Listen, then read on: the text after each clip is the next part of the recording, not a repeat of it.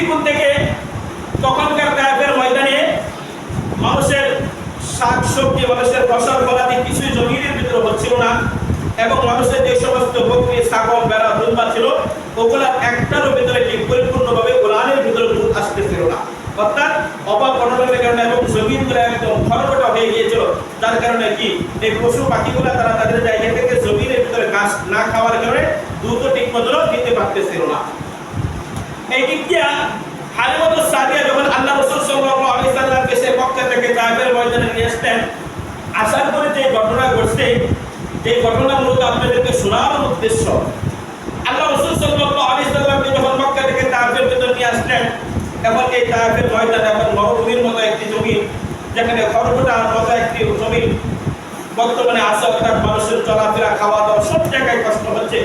বকরির ওলানের ভিতরে কোনো দুধ নাই, ছাগলের ওলানের ভিতরে কোনো দুধ নাই, ঢাকের ওলানের ভিতরে কোনো দুধ নাই, মহিষের ওলানের ভিতরে দুধ নাই। অর্থাৎ সব জায়গায় মানুষের শুধু কষ্ট আর কষ্ট। এমন অবস্থায় আমাদের হালিমাতুস সাদিয়া যখন আল্লাহ রাসূল সাল্লাল্লাহু আলাইহি সাল্লামকে তায়েফের ভিতরে নিয়ে আসলেন, আসার পরে তিনি তিনার জায়গা থেকে তার বকরিগুলো যখন মাঠের ভিতর চড়ানোর জন্য পাঠানো হয়, এই বকরিগুলোর ভিতরে অটোমেটিক আল্লাহ তাআলার পক্ষ থেকে কি গায়বী সাহায্যে আল্লাহ তাআলার পক্ষ থেকে তার সমস্ত বকরিগুলোর ভিতরে ওলানের ভিতরে আল্লাহ তাআলার পক্ষ থেকে দুধে পরিপূর্ণভাবে দান করে। বলেন না সুবহানাল্লাহ। এই দৃশ্য যখন তায়েফের অন্যান্য মানুষরা দেখলো, কি আশ্চর্যের বিষয়, তারপর সমস্ত বকরিগুলোর ওলান দুধ শুকিয়ে গেছে, তারপর সমস্ত গাভীগুলোর ওলান শুকিয়ে গেছে, তারপর অন্যান্য যে সমস্ত পশু পাখিগুলো সবগুলো খাবারের জন্য কাতরাচ্ছে। আর এমন অবস্থায় হালিমাতুস সাদিয়ার বকরির ভিতরে আল্লাহ তাআলা স্বয়ং সম্পূর্ণ পরিপূর্ণভাবে দুধ কি করতেছে, দিতেছে। আর কারণ কি, এই দৃশ্য দেখার পরে তারা তাদের জায়গা থেকে তায়েফের মানুষ আশ্চর্য হয়ে গেছে। আল্লাহু আকবার। তার কারণ কি? কারণ ওই যে আমি আপনাদেরকে বলেছি, আল্লাহ রাসূল সাল্লাল্লাহু আলাইহি সাল্লামকে যেদিন হালিমাতুস সাদিয়া বলে দিয়েছিলেন, সেই দিন থেকে হালিমার ঘরে কি শুরু হয়েছিল? বরকত শুরু হয়েছিল। আল্লাহু আকবার।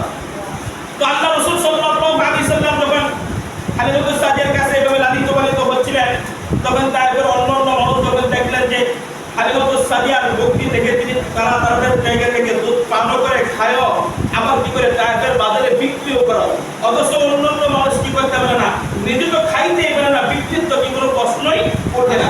এই দৃশ্য যখন দেখলেন, দেখার পরে অন্যান্য যে সমস্ত মালিকানা ছিল, যে সমস্ত ছাগল পশু পাখির মালিক ছিল, তারা তাদের জায়গা থেকে তাদের যে সমস্ত রাখাল ছিল তাদেরকে বলে দিয়েছে, তোমরা তোমাদের জায়গা থেকে আমাদের বকরি, ছাগল, ভেড়া, দুম্বা কোথায় কি করো, চড়াও, তার কোথায় নিয়ে যাও। আর হালিমাতুস সাদিয়া থেকে তিনি তিনার জায়গা থেকে তাদের পরিবার সবাইকে নিয়ে দুধ পান করে আবার কি করে তায়েফের ময়দানে বা বাজারের ভিতরে এসে বিক্রি করে।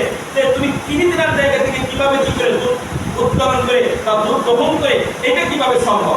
অর্থাৎ অন্যান্য যে সমস্ত মালিকানা রয়েছিল পশু পাখির, অর্থাৎ দুম্বা অথবা ছাগলের, তারা তাদের যে সমস্ত রাখাল ছিল তাদেরকে বলে দিয়েছে, আজকে থেকে তোমরা একটা কাজ করবা, হালিমাতুস সাদিয়া যেখানে বকরি চড়ায়, যে মাটির ভিতরে ঘাস খাওয়ায়, ওই মাটির ভিতরে কি করবা, আমাদের ছাগলগুলাকেও, আমাদের বকরিগুলাকেও, আমাদের মানে গাভীগুলাকেও, আমাদের মহিষগুলাকেও, আমাদের দুম্বাগুলা কি করবা, ওখানে নিয়ে যাইবা। হয়তোবা সেই মাটি থেকে হালিমাতুস সাদিয়া কি করে তার বকরিগুলা ঘাস খায়, ওখানে তার যদি আমাদের ছাগলগুলাও খায়, হয়তোবা তারা তাদের জায়গা থেকে আমাদের কি করতে পারে, পরিপূর্ণভাবে দুধ দিতে পারে। এই উদ্দেশ্য করে তারা তাদের জায়গা থেকে তাদের রাখালকে বলে দিয়েছে। আল্লাহু আকবার। এখন অন্যান্য তাদের সমস্ত রাখালরা কি করছে, হালিমাতুস সাদিয়া যেখানে বকরি নিয়ে যায়, ওখানেও তারা কিনছে এই বকরিগুলা, তারা সেখানে নিয়ে গেছে। আল্লাহু আকবার। এখন বকরি ঠিকই সবাই খাওয়ায় মাঠের ভিতরে, হালিমাতুস সাদিয়া যে মাঠের ভিতরে বকরি খাওয়ায়, অন্যান্য জায়গার যে সমস্ত অধিবাসীরা ছিল তারাও তাদের জায়গা থেকে সেই মাঠের ভিতরে বকরি খাওয়ায়। কিন্তু দুঃখজনক বিষয় হলো, কারো বকরির ভিতরে কি আসে না, কোনো দুধ আসে না। মেরে বারদস্ত বুজুর্গ, অর্থাৎ এই যে হালিমাতুস সাদিয়ার বকরির ভিতরে যে আল্লাহ তাআলার পক্ষ থেকে দুধ আসে, এটা কি মাঠেতে ঘাস খাওয়ানোর কারণে হয়েছে? না না না না, আমার আপনার নবী দু জাহানের বাদশা সাইয়্যিদুল আরব হযরত মুহাম্মদ মুস্তাফা সাল্লাল্লাহু আলাইহি সাল্লাম যে ঘরের ভিতরে লালিত পালিত হবে, ওই ঘরের ছাগলের ভিতরে দুধ আসবে না, এইটা কখনো হতে পারে না। ওই ঘরের ভিতরে মানুষ অভাব অনটনের ভিতরে থাকবে, মানুষ কষ্টসাধ্য জীবন পরিচালনা করবে, এইটা কখনো হতে পারে না। এই জন্য আল্লাহ তাআলা গায়বী সাহায্য থেকে আল্লাহ তাআলা হালিমাতুস সাদিয়াকে তার বকরির ভিতরে পরিপূর্ণভাবে দুধ দিয়েছিলেন। অর্থাৎ রাসূলের বরকতে সাদিয়া এই দুধ পান করতেন এবং বাজারে বিক্রি করতেন। বলেন না সুবহানাল্লাহ। সম্মানিত মুসলিমেরা, এইভাবে হালিমাতুস সাদিয়া আমার নবী আপনার নবী দো জাহানের বাদশাহ সাইয়্যিদুল আরব হযরত মুহাম্মদ মুস্তাফা সাল্লাল্লাহু আলাইহি সাল্লামকে লালন পালন শুরু করে দিয়েছেন। আল্লাহু আকবার। লম্বা ইতিহাস, আপনাদের এই ইতিহাসগুলো জানা দরকার আছে যে নবী আলাইহিস সালাম কিভাবে আস্তে আস্তে নবী পর্যন্ত নবী হয়েছে এবং কেমন একজন শিশু বালক থেকে আল্লাহ তাআলা তাকে নবুয়ত প্রাপ্ত দান করেছেন। এই ইতিহাসগুলো আমাদের জানা দরকার আছে। এজন্যই আমি আমার জায়গা থেকে আপনাদেরকে এই আলোচনাগুলো পেশ করতেছি। তো হালিমাতুস সাদিয়া যখন আল্লাহ রাসূল সাল্লাল্লাহু আলাইহি সাল্লামকে লালন পালন করতেছে, দিন যাচ্ছে, আল্লাহ রাসূল সাল্লাল্লাহু আলাইহি সাল্লামের যখন বয়স হলো 2 বছর। কত বছর? বলেন কত বছর? 2 বছর। এখন হালিমাতুস সাদিয়া কিতাবের ভিতরে বলেন, স্পষ্টভাবে বলা যায়, সিরাতের কিতাবের ভিতরে, তারিখের কিতাবের ভিতরে এবং তাফসীরের কিতাবের ভিতরে পাওয়া যায়। হালিমাতুস সাদিয়া বলেন, আমি যখন এই শিশুরূপে হযরত মুহাম্মদ সাল্লাল্লাহু আলাইহি সাল্লামকে লালন পালন করতেছিলাম, তারা জবানের মাধ্যমে অর্থাৎ সর্বপ্রথম যে শব্দের উচ্চারণ করেছেন আল্লাহু আকবার। অর্থাৎ একজন বাচ্চা যখন বড় হয়, আমাদের বাচ্চাগুলো যখন বড় হয়, তখন তারা যখন জবানের ভিতরে একটু কথা আসে না, তখন তারা কি বলে? হয়তো বাবা বলে ডাকে, হয়তো বা আম্মা বলে ডাকে, অথবা দাদা দাদি এরকম বলে ডাকে না? এরকম হয়তো তারা তাদের জায়গা থেকে শব্দগুলো মার কাছ থেকে অথবা বাবার কাছ থেকে অথবা দাদিমার কাছ থেকে অথবা দাদার কাছ থেকে গিয়ে শিখে শিখে তাদের জবান দিয়ে তারা তাদের জায়গা থেকে উচ্চারণ করে। এখন হালিমাতুস সাদিয়া কি বলতেন? আল্লাহু আকবার। যে আমি আমার এই শিশুকে যখন লালন পালন করতেছিলাম, তার বয়স যখন মোটামুটি জবানের ভিতরে কথা ফুটেছে, এমন অবস্থায় আমি সর্বপ্রথম আমার এই শিশু বাচ্চার জবান থেকে যে কথাটা শুনেছি আল্লাহু আকবার, হালিমাতুস সাদিয়া বলেন সেই কথাটা হলো আল্লাহু আকবার কাবীরা ওয়ালহামদুলিল্লাহি হামদান কাসীরা ওয়া সুবহানাল্লাহি বুকরাতাও ওয়া আসীলা। সবাই বলেন না সুবহানাল্লাহ। অর্থাৎ আল্লাহু আকবার কাবীরা শব্দের অর্থ কি? আল্লাহ তাআলা সবচাইতে বড়। কি বলেছেন বলেন তো? আল্লাহ তাআলা সবচাইতে বড়। ওয়ালহামদুলিল্লাহি হামদান কাসীরা, সমস্ত প্রশংসা কার জন্য বলেন তো? আল্লাহ তাআলার জন্য। এই শব্দগুলো উচ্চারণ করে আবার আপনার নবী গোটা পৃথিবীর মানুষকে শিক্ষা দিয়েছেন যে একমাত্র একজন বান্দা হিসেবে কার বড়ত্ব প্রকাশ করতে হবে বলেন তো? আল্লাহ তাআলার বড়ত্ব প্রকাশ করতে হবে, আল্লাহ তাআলার উপর প্রশংসা করতে হবে, আল্লাহ তাআলার উপর হামদ এবং সানা করতে হবে। এই জবান দ্বারা, এই শব্দ দ্বারা আল্লাহ রাসূল সাল্লাল্লাহু আলাইহি ওয়াসাল্লামের জবানের সর্বপ্রথম বাক্য উচ্চারিত হয়েছিল। বলেন না সুবহানাল্লাহ। এখন আল্লাহ রাসূল সাল্লাল্লাহু আলাইহি ওয়াসাল্লামের মোটামুটি 2 বছর যখন পরিপূর্ণ হলো, আমি কিন্তু আপনাদেরকে গত সপ্তাহে বলেছিলাম যে একটা চুক্তির ভিত্তিতে আল্লাহ রাসূলের মার কাছ থেকে হালিমাতুস সাদিয়া কে এনেছিলেন? বাচ্চাকে তায়েফের ময়দানে এনেছিলেন। যখন দুধ পান করানো শেষ হয়ে যাবে, বয়স শেষ হয়ে যাবে, তখন আবার কি করবেন? মক্কায় তাকে ফেরত দিয়ে আসবেন। এখন যখন 2 বছর পরিপূর্ণ হয়ে গিয়েছে, এখন হালিমাতুস সাদিয়ার মন চাচ্ছিল নাকি আল্লাহ রাসূল সাল্লাল্লাহু আলাইহি সাল্লামকে তার আপন মায়ের কাছে নিয়ে আসতে। অর্থাৎ যেই দিন থেকে এই শিশু বাচ্চাকে কোলে নিয়েছে, সেই দিন থেকে হালিমাতুস সাদিয়ার ঘরে কি আল্লাহ তাআলার পক্ষ থেকে অটোমেটিক যে বরকত কি করতেছে? আল্লাহ তাআলা দিচ্ছেন। এই জন্য তার মন চাচ্ছিল নাকি তাকে তার জায়গায় আপন মায়ের কাছে নিয়ে যাবে। তারপরেও কিচ্ছু করার নাই, যে চুক্তি শেষ, সময় শেষ, 2 বছর স্বয়ং সম্পূর্ণ হয়ে গিয়েছে। এখন হালিমাতুস সাদিয়া এবং তার স্বামী আমার আপনার নবী দো জাহানের বাদশা সাইয়্যিদুল আরব হযরত মুহাম্মদ সাল্লাল্লাহু আলাইহি সাল্লামকে সেই তায়েফ থেকে মক্কার ভিতর নিয়ে আসছে। কত বছর বয়সে বলেন তো? 2 বছর বয়সে। এখন যখন তায়েফের থেকে সেই মক্কার ভিতর নিয়ে আসলেন, আসার পরে দেখেন যে বিষয়টা, যে এখন মক্কার ভিতরেও কি দেখা দিয়েছে? মহামারী দেখা দিয়েছে। অর্থাৎ মক্কার ভিতরে অভাব অনটন দেখা দিয়েছে। মক্কার মানুষের জীবন পরিচালনা করা অনেক কষ্টসাধ্য হচ্ছে। যখন এই দৃশ্যটা হালিমাতুস সাদিয়া মক্কার মানুষদের দেখলেন, তখন তিনি তিনার জায়গা থেকে আম্মাজান আমেনের কাছে আবদার করলো, আরজি করলো, আম্মাজান আপনি যদি কিছু না মনে করেন, আপনার সাথে আমার চুক্তি ছিল 2 বছরের, আমি আপনার বাচ্চাকে দুধ পান করে আপনার কাছে নিয়ে আসবো, আমি আপনার কাছে নিয়েও আসছি। এখন যেহেতু আমি আমার জায়গা থেকে দেখতে পেয়েছি মক্কার মানুষ কষ্টের ভিতর আছে, মক্কার ভিতরে অভাব অনটন দেখা দিয়েছে, মক্কার ভিতরে মহামারী দেখা দিয়েছে, আম্মাজান আপনার কাছে আমার আবদার হলো আপনার এই শিশু সন্তানটাকে আমি আবার পুনরায় কি করতে চাই? মক্কা থেকে তায়েফের ভিতর নিয়ে যেতে চাই। বলেন না সুবহানাল্লাহ। এখন হালিমাতুস সাদিয়া যখন আমেনের কাছে আবদার পুনরায় করছে, আম্মাজান আমেনের কাছে, তখন তিনি তিনার জায়গা থেকে কি করছে? আবদারটা আবার রক্ষা করে হালিমাতুস সাদিয়া যখন আমার শিশু সন্তান অর্থাৎ আমার নবী আপনার নবী সাল্লাল্লাহু আলাইহি সাল্লামকে দিয়ে দিয়েছে। এখন আবার হালিমাতুস সাদিয়া সেই মক্কা থেকে আবার তায়েফের ভিতর নিয়ে আসছেন। নিয়ে আসার পরে এবার আল্লাহ রাসূল সাল্লাল্লাহু আলাইহি সাল্লামকে হালিমাতুস সাদিয়া লালন পালন আবার পুনরায় শুরু করেছে 2 বছর পরে।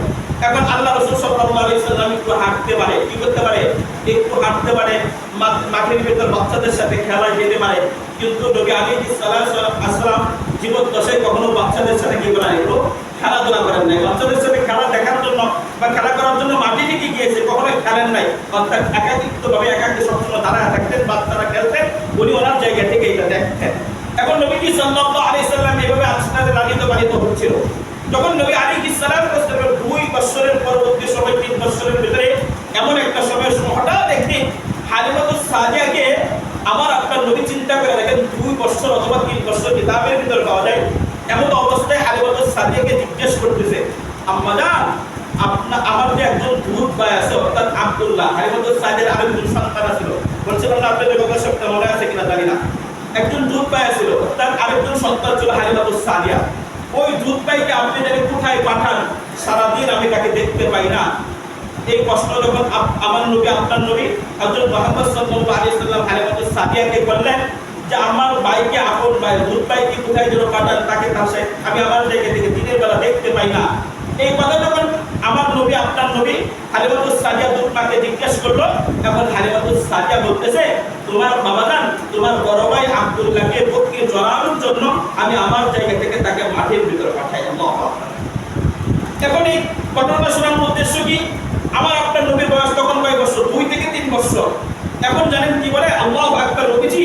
এখন হালিমাতুস সাদিয়া আম্মা জানকে বলতেছে, আল্লাহু আকবার, আম্মা জান, আপনি আপনার জায়গা থেকে আমার ভাইকে বকরি চড়ানোর জন্য মাঠে পাঠান, তাহলে আমাকে কেন পাঠান না, বলেন না সুবহানাল্লাহ। কত বছর বয়স বলেন তো?